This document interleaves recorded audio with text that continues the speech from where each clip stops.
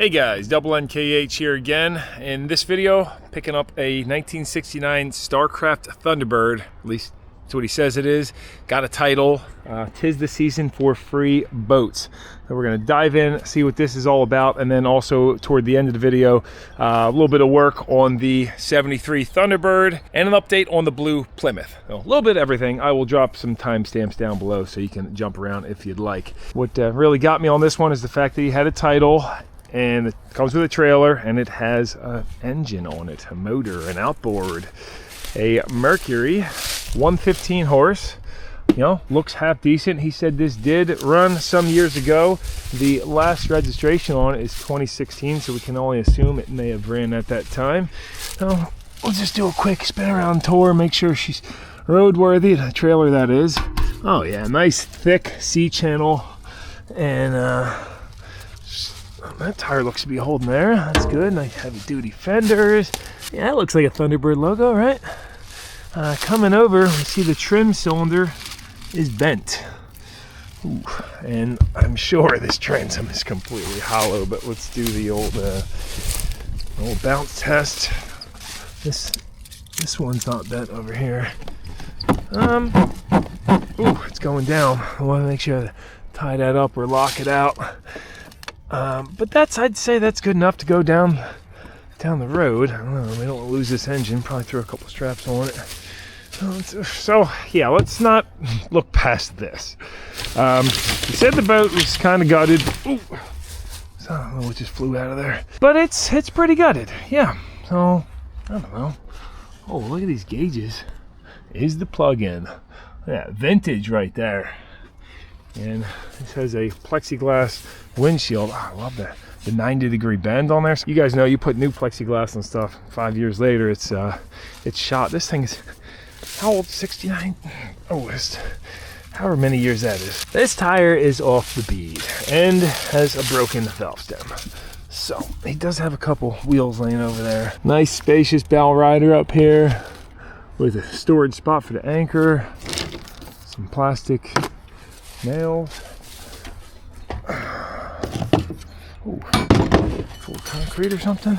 So not too pretty in there, but let's direct our attention down to this very cool tri-hull, basically a trimaran, mono-hull trimaran, but these are supposed to be a lot more stable. I've never actually had one before, but more buoyancy, more stability. Nice deep V with your sponsons is essentially what it is.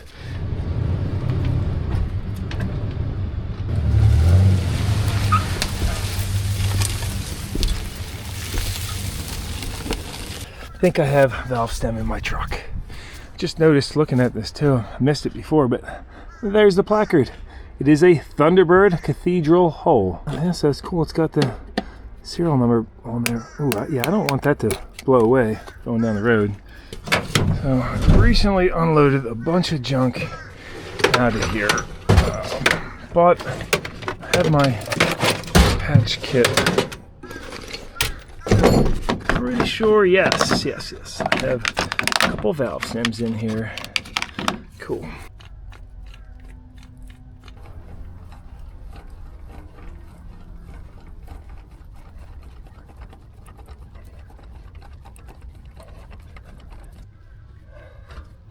This jack was too tall to get under the axle, and I don't have my floor jack or anything shorter. That's it.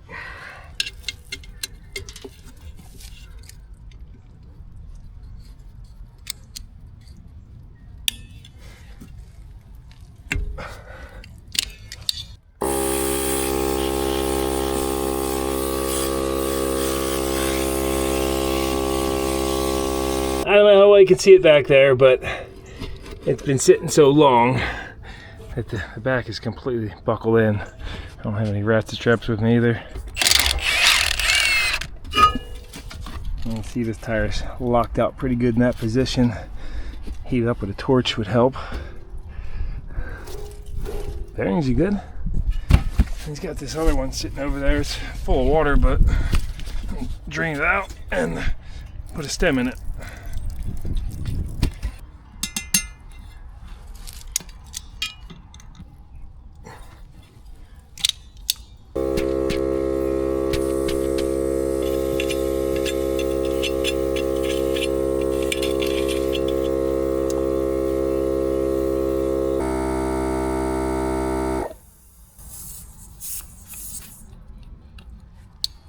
holding to.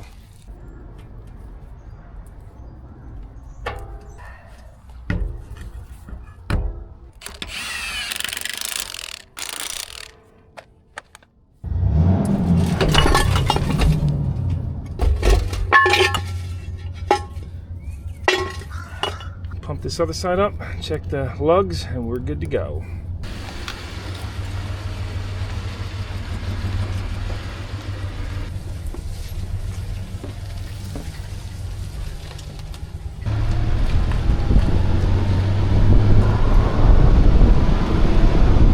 All good the first few miles. I always go ahead and stop to double check things before hitting the road for the long trip though. So I threw a rope across this, put these lock tabs down, ain't going nowhere.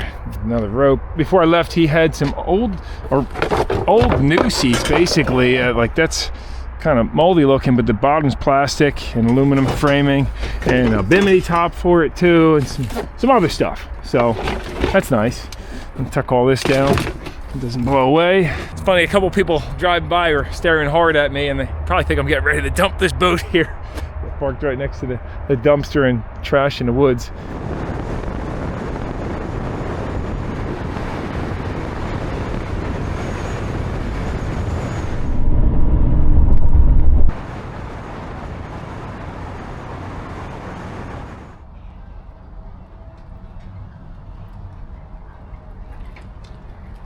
And I got a chance to tinker around with this and I couldn't be more excited. I tell you, sometimes I bring stuff like this home and I'm like, the next day I wake up and look at it, I'm like, what are you doing?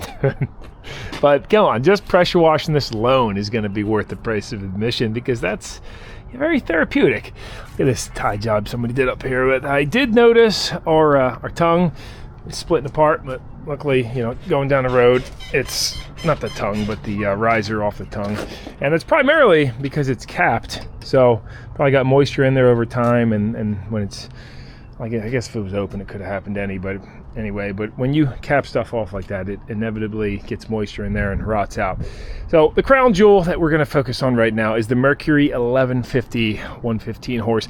This looks to be the original 1969 engine for this boat based on the pictures I was just looking at online. Now, something I normally do when I walk around boats is give the props a little spin, and I noticed this one is tight. If we grab it, oh, all right. I think the aluminum prop is just rubbing on the case. Actually, oh yeah, that's what it is. Weird, is the shaft bent?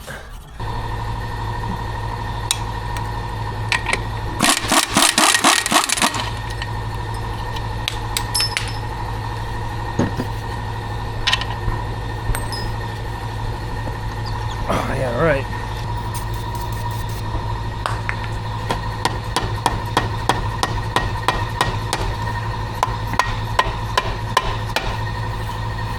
Actually, the whole prop casting is cracked, so yeah, that's probably the issue. I'll let it sit with some lubricant on it for a little bit.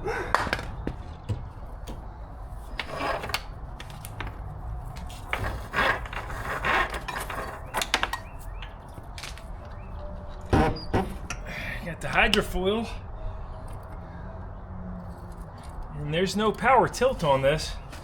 Just push it down, I guess.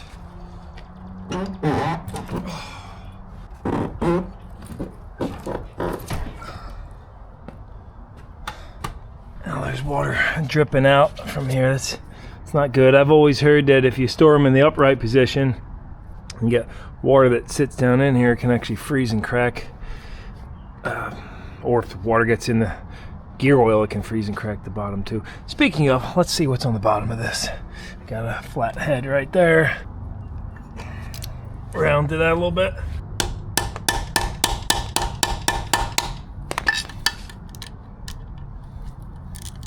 It's good to check this before spinning the engine over. That way, if there is water sitting on the bottom, it would have separated by now. We could just drain it off instead of getting it all milky. All right, just nice, clean gear oil. Well, maybe not clean, but it's good. Doesn't smell too burnt or anything. See if we get lucky, it comes out of the fill too.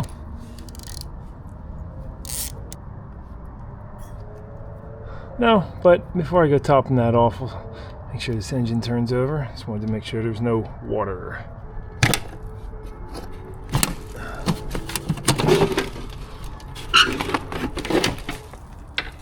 Oh yeah! Equipped with Permagap spark plugs. Engineered by Kiefer Mercury. We got an inline 6. Oh yeah, buddy.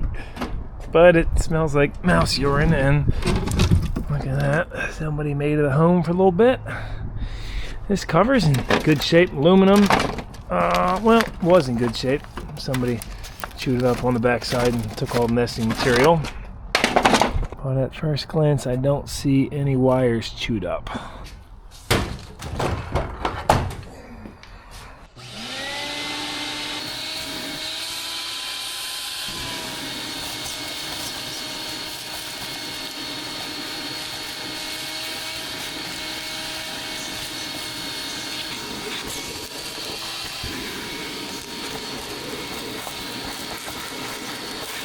On here for the electrical. And a few chewed up wires. One, this big starter wire. I don't know, that might just be falling apart. But yeah, this guy that was chewed up. And a couple other little spots. Nice cast aluminum top plate cover. Give it a little wiggle. Oh, yep, not seized up. So let's pull these off.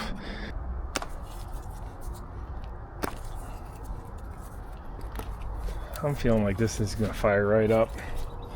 Maybe spit shine the carburetors, we'll see. Oh yeah, it's just dried up mouse turds up in here. I get no hantavirus, although it's not common here in eastern Pennsylvania.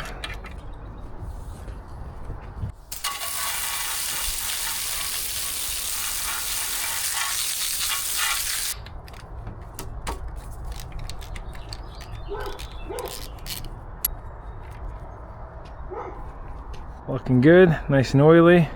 These are the marine style plugs where they just jumps from the electrode to the outside. There's no like ground strap.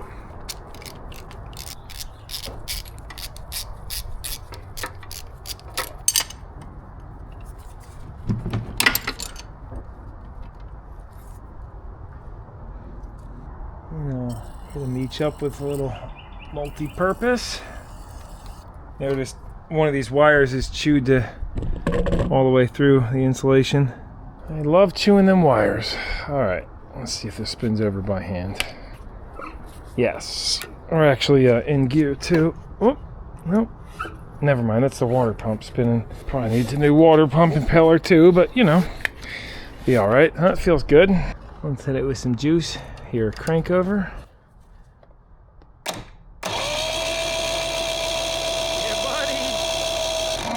Sounds great.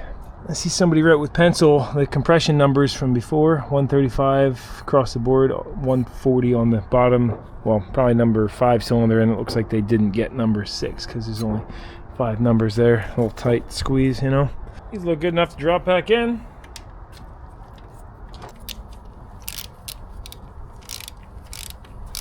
And let's hear for that even compression. Yeah. Now for spark, our first step, we'll grease the distributor shaft zerk. Yeah. A few pumps. Look who it is. You want to see the new boat? You couldn't have gotten something a little newer? Let's see what Autumn thinks. It's your first family boat, Autumn. Yeah, right. She ain't going on there. Oh, boy. What do you think, huh? Come check it out. Let's go.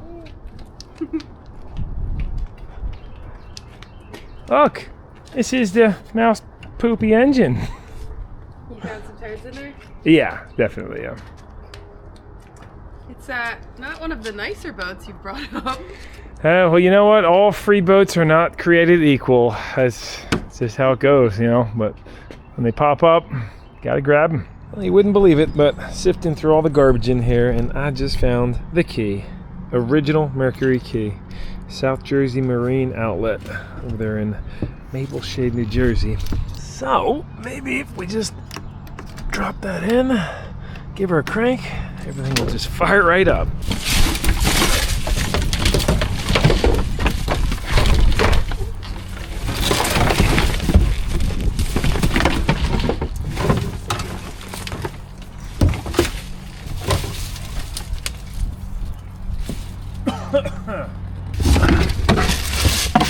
Look at that transit wood. It's all gone. And there's been a patch before. Oh, I can get all.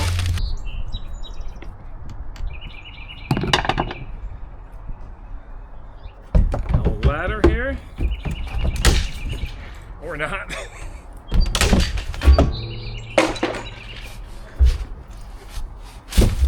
Yeah, let's give her a crank. Nice. Well, let's check for spark.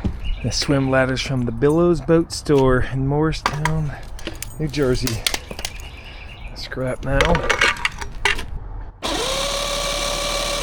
Yep, blue spark.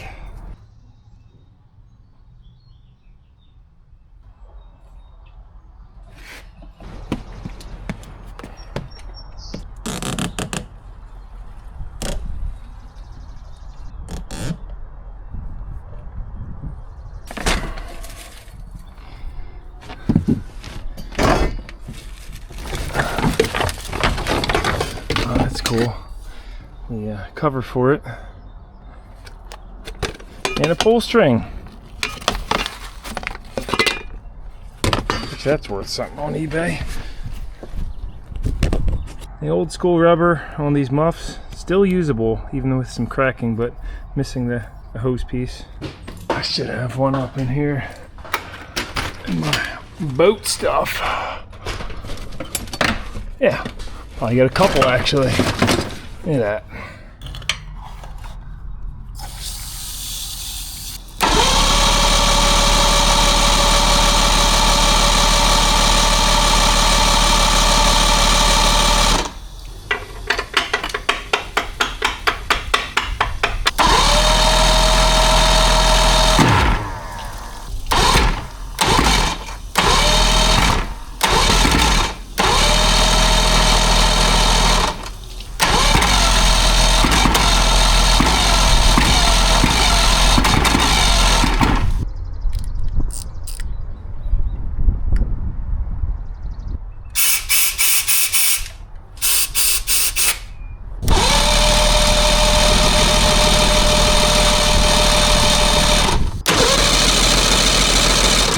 I got no spark now.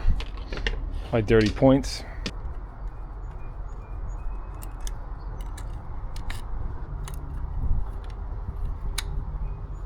Thought we would have had points, but it has electronic ignition. Looks like a Hall effect sensor on there. I'm not sure. I'd have to go do some research.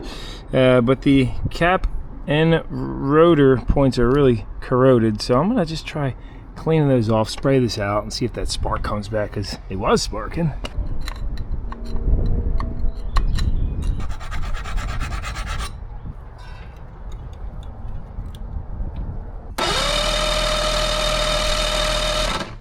Nothing.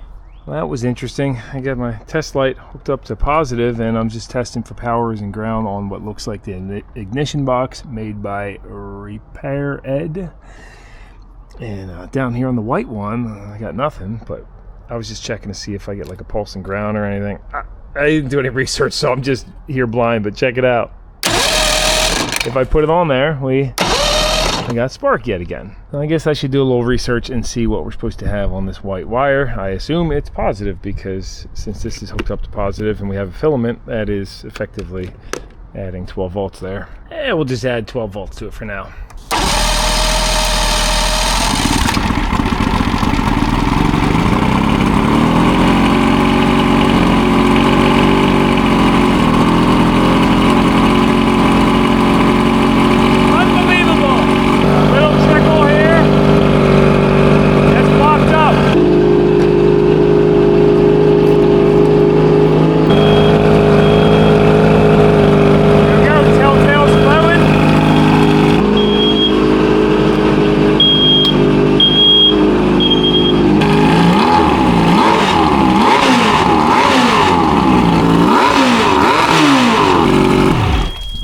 poked around, hit some things, and just runs like a top. How's it sound in there? Yeah. A little bit. I love the old two smokers. Well, I think you guys know the routine from here. Clean her up, hit the water.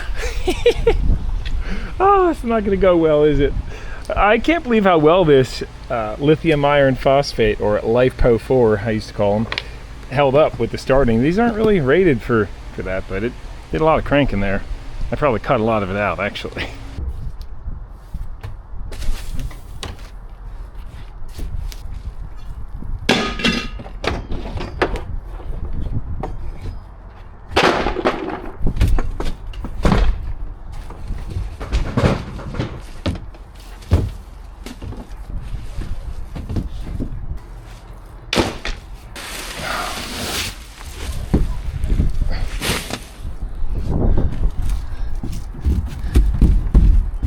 Nice and sturdy.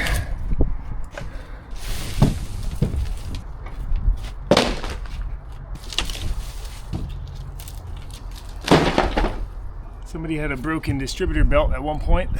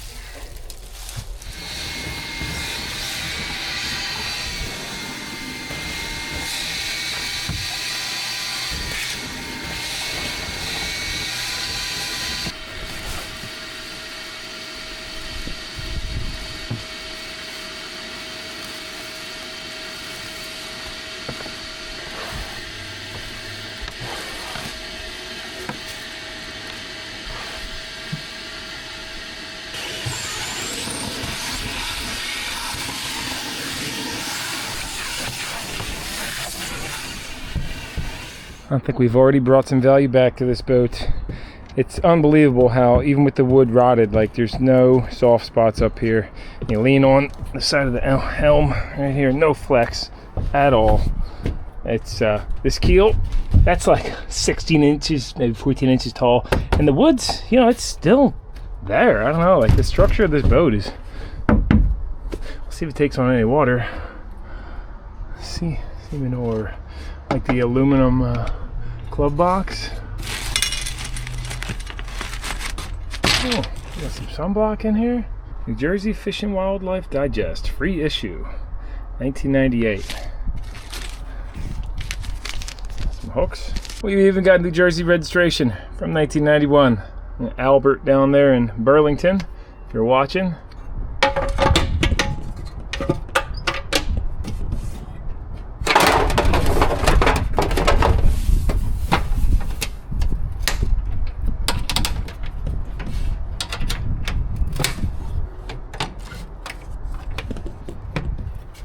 What a nicely engineered cover system.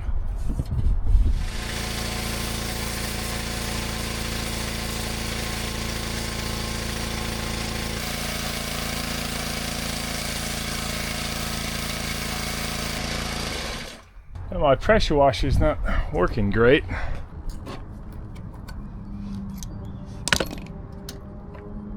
And one thing I know it was doing is the relief valve was not operating, it's just stuck on full pressure the whole time, but it still seemed to work fine. And this valve is like sticky, so I expected to see more corrosion in there.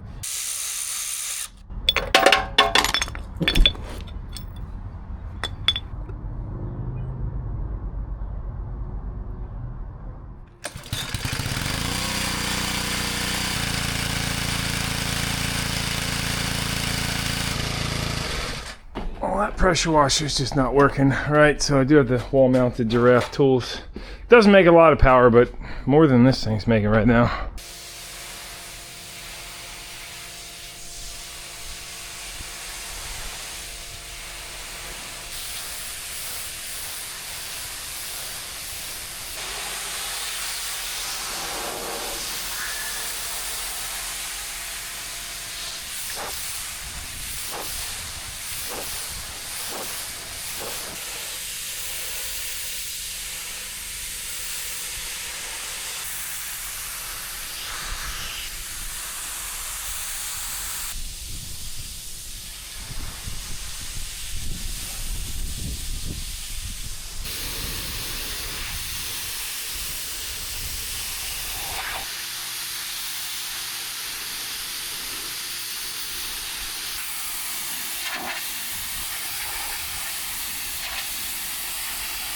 we'll call that good enough for now.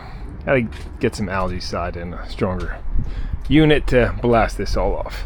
Next is, does it go into gear? And, well, I couldn't get this prop off, so I don't know. Let's try put it in and see what it does.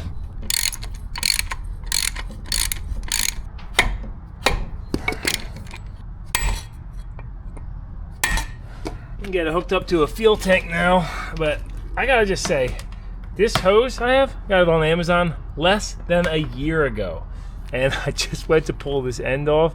It cracked. It's so dry rotted.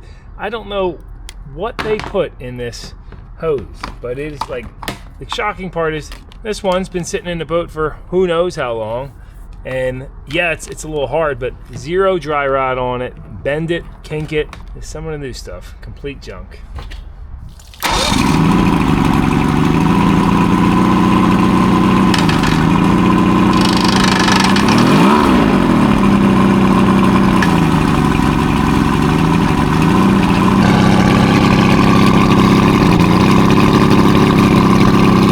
Spinning nice and true.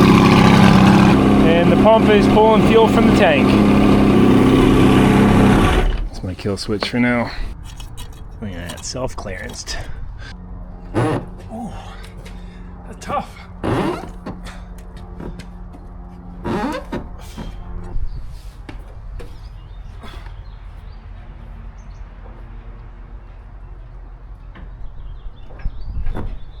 Good to go for another season.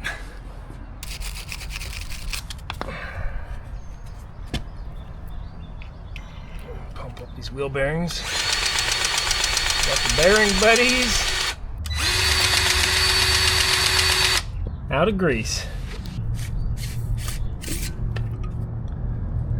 It's a good thing Blaster hooks me up with plenty of their extra tacky red grease. Yes, and that's a massive thank you for Blaster because they've been a long-time supporter of their channel. They have many great products that they keep me stocked with. In particular, the extra tacky red grease. You got maximum anti-wear and extreme pressure protection, resists thinning in high temperatures with a 550-degree dropping point. It protects against rust and corrosion. But if red grease is not your flavor, they've also got the maximum heavy-duty grease. It's green and resists dripping in even the most severe conditions. Or maybe you're more a fan of the classic multi-purpose grease, Pro Grade. It's blackish in color and a little thinner. Black-brown, we'll call it. They all get the job done, from my experience. So grease away, and thank you Blaster for sponsoring the video.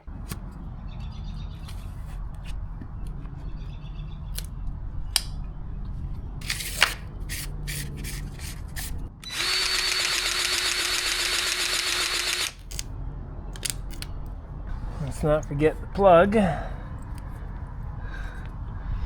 Oh, this is it's missing that. Oh, there it is.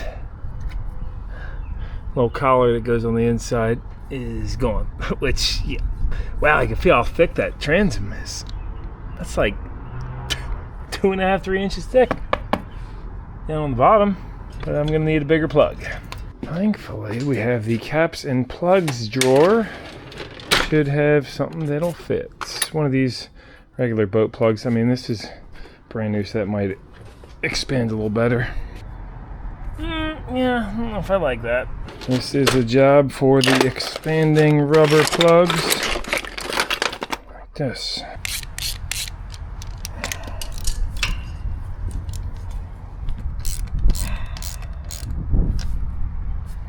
Alright, we're locked and loaded.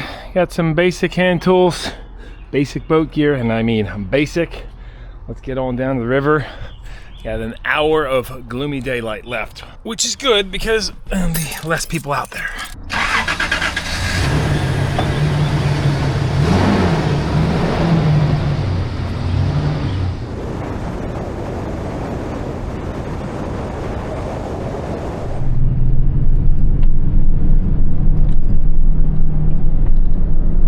We are 2 hours from high tide, so we'll probably head upriver a little bit.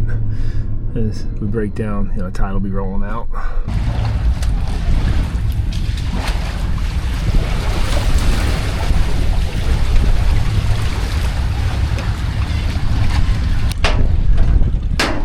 A little windy. Let's see if we're taking any water. water on. I mean, I did bring a bailing bucket, so it'll be good, but looks dry.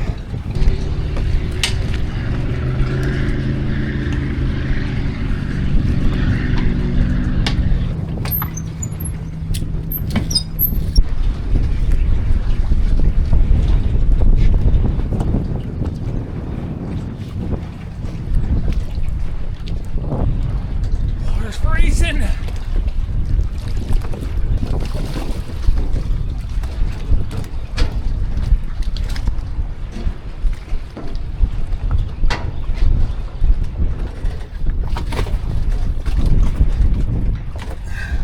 Wind is never good for junky boat day. I mean, with these steady winds, it'll blow us into shore so quick, but at least it's the Pennsylvania shore where we want to go.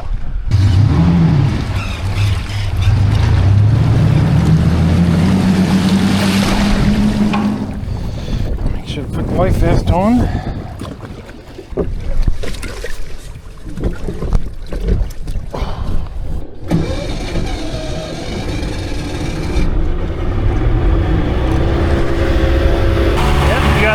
Telltale flowing good. So, yeah.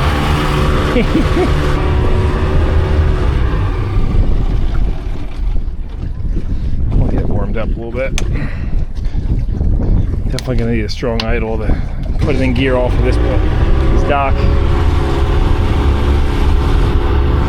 Tell you, if you guys remember the trash liner video, after getting that boat, the floor was like paper thin and super flexible. This one, rock solid. I mean, it does still have these stringers in place, but very thick. All right, we're off. We are off. Bye-bye, safety.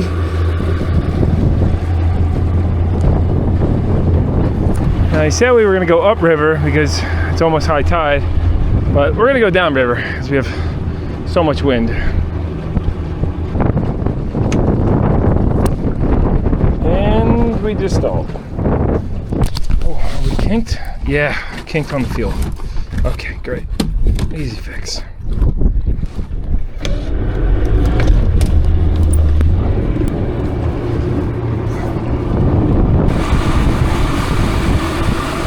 So far, so good. They roll on a little bit. Oh, it's not hitting all six now. Nope, not happy. That fuel pump might not be operating. We didn't really do a thorough test on land of it.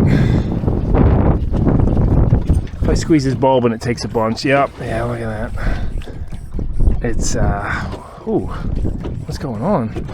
Oh. I feel like popped off now. Bunch of rookie moves. All right, there is hope still. Let's try that again.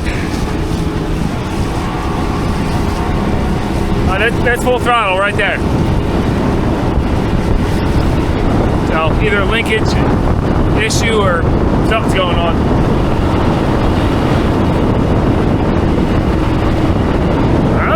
I can hold this pace though.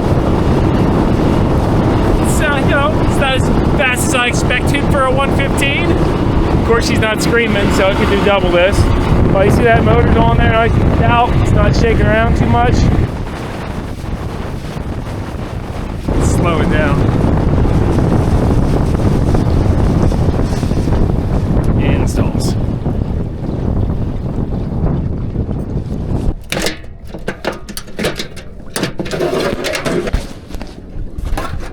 I think we got a fuel leak.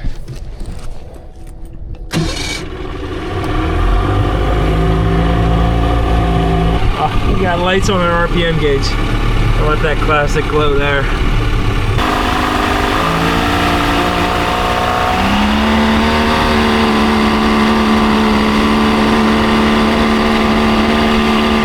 Well, I'd still call the win. You know. I mean, at least it runs good enough to get us around, so can't really argue with that.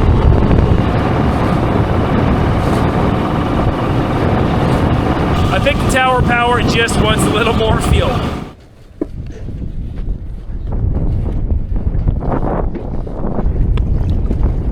Got it on there straighter than it was before. Actually, a little far forward. That's why that winch has to be get pushed back, because this is shouldn't go all the way up past the edge rollers.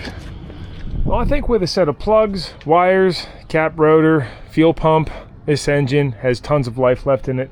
And you know, this boat does need a lot of work, but since there's a title for it, it could be worth it to somebody, especially if you had one of these back in 1969 and you want to relive it, or whatever, you had one in the 80s or something. I'm gonna put this boat up for, I don't know, probably 500 bucks, which is an absolute steal. Maybe even, yeah, I'll probably go 500. But like, I was just looking up the parts on eBay. This distributor alone, around $400. Lower unit, easily worth 400. The power head, another $1,000. I mean, if carburetors, if you were to part this thing out, that's really how you could make the most money from this boat. And then you'd have to get rid of the hull, of course, but usually that's no problem with no engine if you have a trailer, because people take it just for the trailer. And of course you got some other good parts in there too. I'd probably give it away for free to somebody who wanted to genuinely restore it back to its former glory, because you know, it's just neat to save this old stuff. It's just a lot of labor. Anyway, on to the next thing.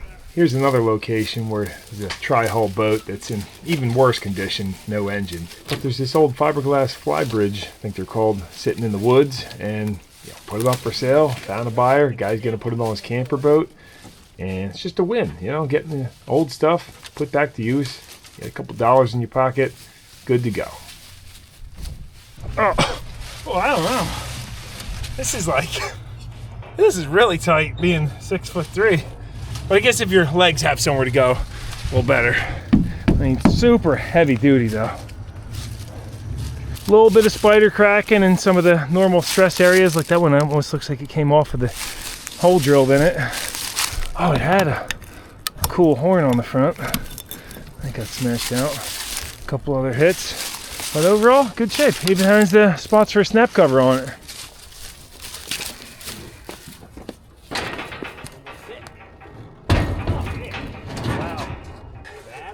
Yeah, that's you couldn't ask for much better than that. Diagonal strapping there, and she was set. Well, glad to see it going to good use.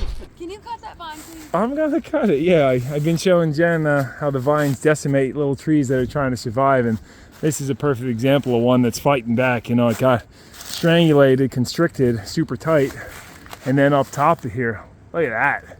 It said, "No, I'm growing past you." It actually grew into it, so we're gonna. Hey, this ain't our house, this ain't our tree, but can you save it? Yeah, we're gonna save this tree. Set. Off to its new happy home. And now I think I'm saying something like, "Hey guys, NNKH here, coming at you with another video." But basically just a quick segment on the 73 big block Thunderbird cooling system. Got a neat little device to try out and get some more of that sludge out of the system. I actually just got a title for this car, so I will be getting it back on the road in the near future. I got a high temperature water filter, stainless steel screen in there, and this is rated for 200 degrees, so we're gonna put that in line on the radiator hoses. I'm actually really excited to see how that goes, because I know this block is just full of junk. So while I have it pushed out here in the driveway, we're gonna do that. I pushed it out because I was helping a friend out with their car, and those rear wheels are locked up solid too, so hopefully we can get those broken loose too. I've also got a bunch of offers that came in on the 49 blue Plymouth. Potential deal going down tomorrow, so hopefully that'll be toward the end of the video. I'll let you know what happens with that. Get that off to a new owner. Now this cooling system, I've changed what was in there twice, so it's all just water in there now. As far as it going on the ground, that's all right. Rusty water though. So I did run this a little bit after replacing the sock again, and boom.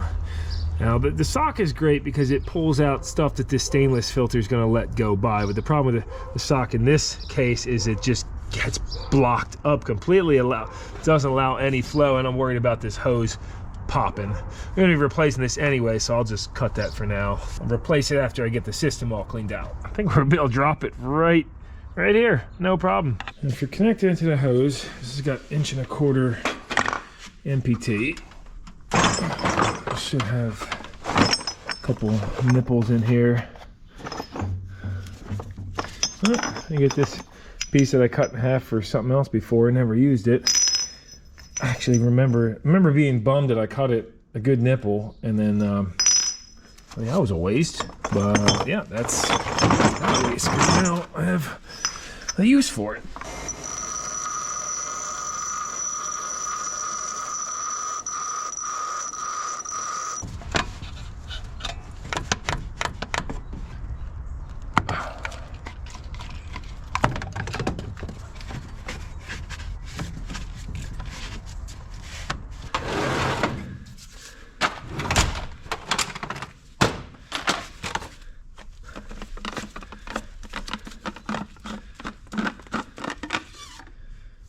Nice stainless steel fine mesh.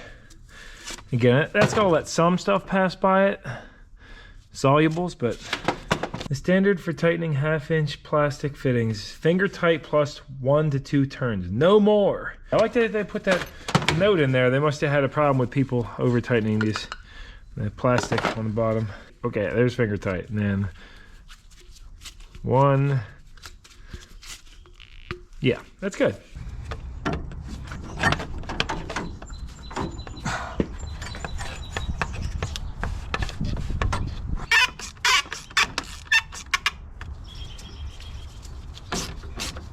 Alright, I topped the system off, and this bottle was full, nice and clear. Let's start it up, see what it does.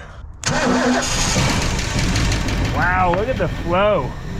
Just at idle, it's crazy.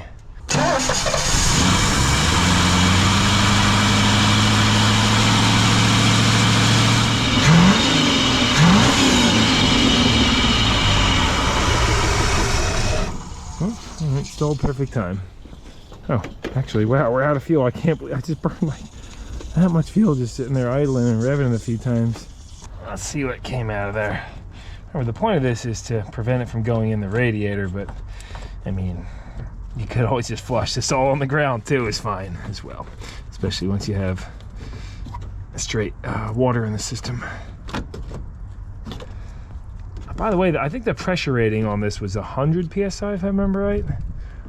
Whoa. Let's get this inside.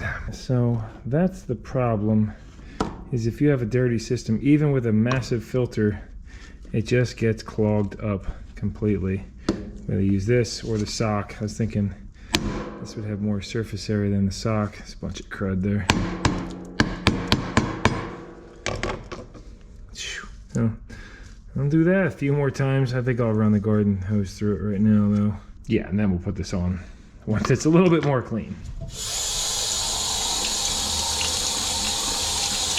Now that we've seen everything coming out of the block, I think the best move is going to be put this old Subaru hose going down onto the ground, cap off this side, and stick a garden hose in. Let it just run straight, and then we'll rev it and run it and blow it all out. If you're worried about cracking a block on an expensive engine, probably not the best method. I don't think it would, but you know. There you go. We got brown rusty flow coming out. So I'm gonna rev it up, and there'll be plenty of junk coming out. We just won't see it all.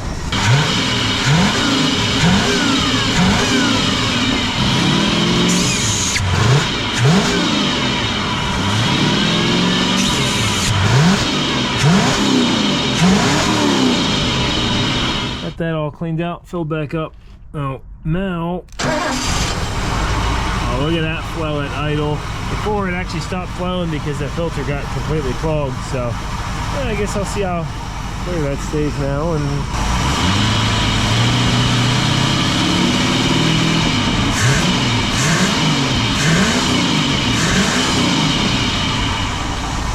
now, it did turn brown in there again, but as long as you see turbulence and circulation, it's good. The telltale sign is when you see this hose start expanding, that means it's clogged and needs to be changed. I don't know how many times it'll take to change that, but it's working. Well, we have not put this in gear yet. We're up on the dollies. All right, let's see what happens. Maybe those drum brakes will just break loose. Guess so. What am I going to reverse into? Oh, there's nothing back there, so I got no brakes otherwise. Oh, nice engagement into reverse. Let's see if we give it something. Woo! All right, okay. There go the drum brakes. Here's the other side. All right.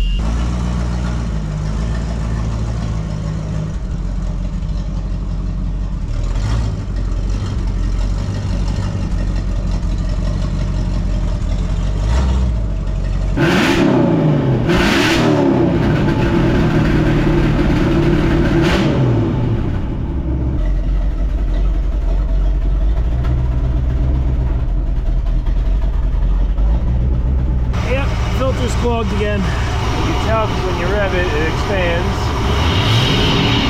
a little bit. Sounds like our muffler's blown out too. All right, good stuff. You might be thinking, why don't you run like Cascade or vinegar or some kind of other cleaner through there? But my thoughts on that are, if you have this kind of crud in the system, don't even waste your time. It's get that out first, and then you can run a cleaner through if you'd like.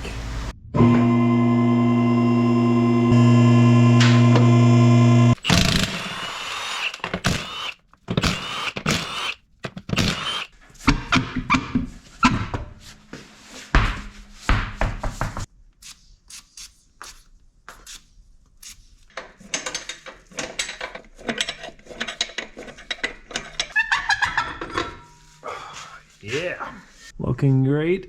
Plenty of meat on both the primary and secondary shoe, and the linings, you know, they're still bonded, so I won't mess with them too much. Don't see any cracking, heat crack, nothing. I mean, they're fine. And there's wheel cylinders.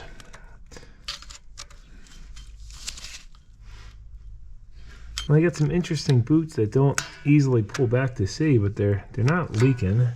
And the axle seal's not leaking either.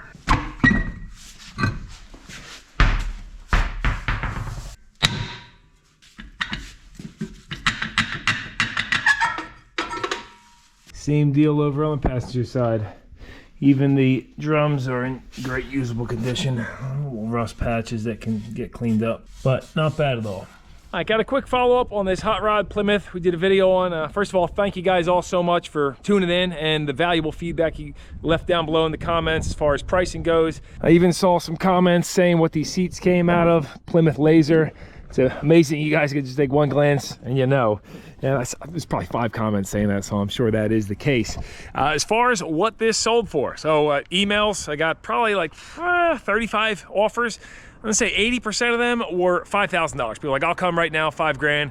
And then a bunch in between 5 and 10, but I had 2 guys offering $10,000. One of them wanted me to fix some stuff on it first. The other guy was like, I got the money, I'll take it right now, as long as you can bring it to me. So driving up to Hillsboro, about an hour away, I normally don't like doing that without a deposit and when somebody hasn't seen a car, because it's, you know, it might not be what he is expecting, but it sounds like, I mean, I told him, I said, dude, at $10,000, you're getting a lot of bang for the buck. Yeah, it needs a bunch of things finished, but I guess he works on cars too. So it's great to see this going off to a new home. Guy owns a limousine company, and he said he's looking for just something fun to drive around on the weekends. He's gonna fix it up a little bit more, but sometimes people say that and then they just go ahead and flip cars. We'll see if this pops back on the market for 15K or whatever.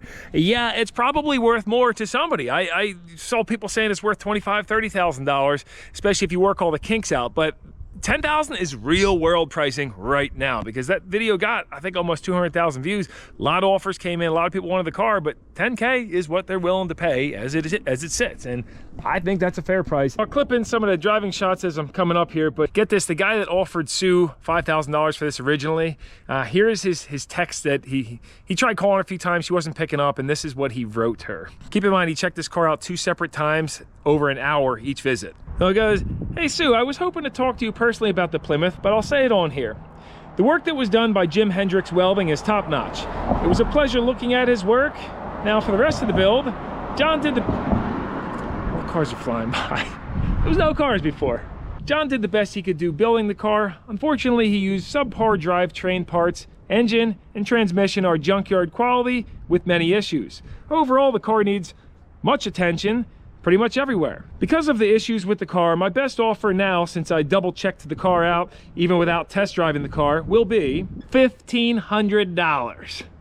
Sorry if it sounds low, but even at that price, I'll be taking a chance. Thanks for the opportunity, and hopefully we can stay in touch. I won't say his name, but $1,500? John paid $900 for that from a junkyard in 1994. And he thinks now it's only worth 1,500 bucks. He's taking a big risk. Yeah, he's crazy. Let's see if this guy up in Hillsborough takes this thing or not. Otherwise, well, I guess I'll have to find someone else.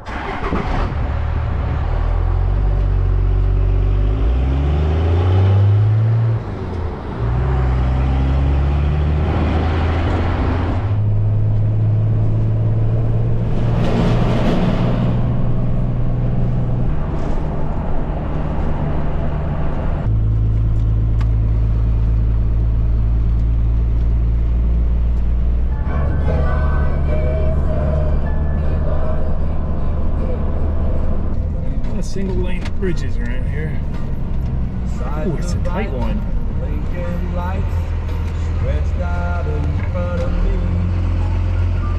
Like really tight trailer with the bend.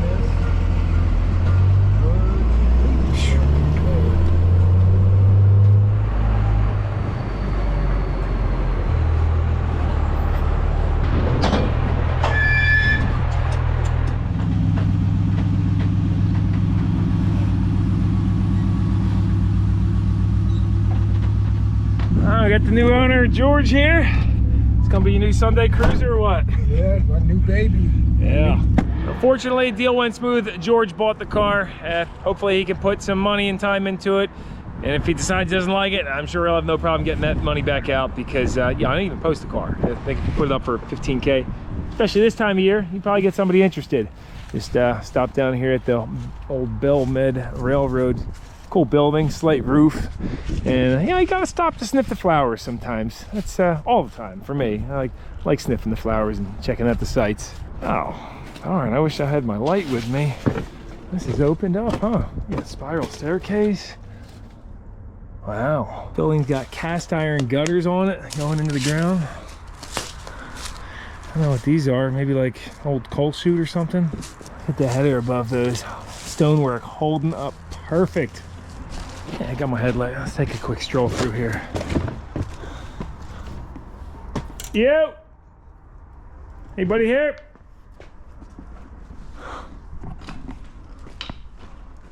Wow, the old waiting area.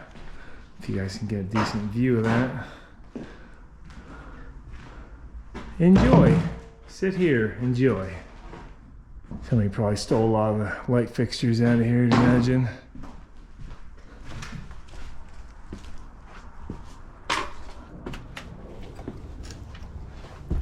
Wow, look at these stairs. That's not up to code. I only fit half my size 12 on there. Oh, this is really cool, yeah. How about that roof system? These rafters. Old heavy duty lumber. Unfortunately, it got wet and it did rot. And I mean the joists. Oh, jeez. That's true lumber. Like, even though this is sagging, you ain't gotta worry. You can walk across that. Yeah, this is somebody's spot. Well, maybe at some point. Not recently. All roof's coming in a little bit. But again, with the old lumber, it'll stay for many, many more years. Hopefully they can do something with this, you know? Look at these stairs. Oh, I love it. I wonder if this is where like the train master lived or something up here. Very cool. Brick fence. Unbelievable. At the light, turn left onto New Jersey 27 North, then turn right onto Mercer Street. Coming through Princeton here. What does this move, Autumn? Did you learn a new move on your toy there? She swings herself in circles.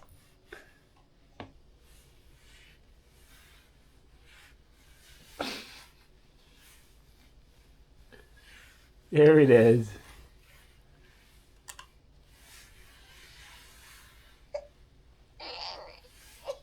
Oh no! What's wrong? I just stopped by the P.O. box and I wanted to say a big thank you to Gary over in Hot Springs, South Dakota. he sent the coolest little miniature train. Gus, you gotta wait, buddy. Look at this thing. This is old school. And some train books.